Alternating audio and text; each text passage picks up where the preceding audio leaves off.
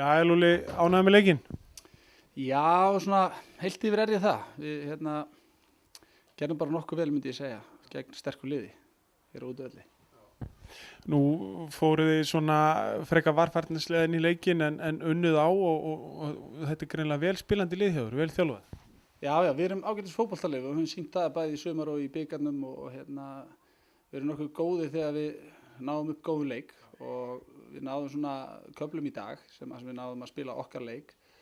Vestramenn náttúrulega mjög erfið við að eiga, bæði sterkir og stórir og við áttum mjög smá basli með það. En þú veist, fótboltalega alveg á pari klárt, myndi ég segja sko.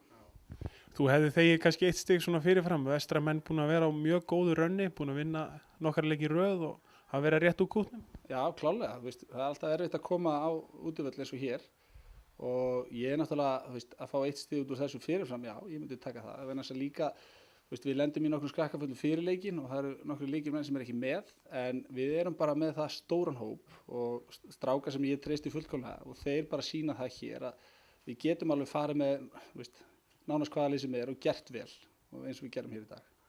Nú opnar glugginn innan skams, reiknar með að styrkja liðið? Nei, það eru nokkru leikmenn hins vegar að fara.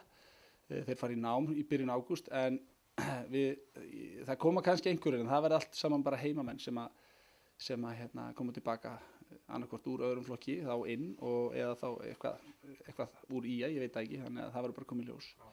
Já, þakka kærlega fyrir. Sömuleiðis, takk.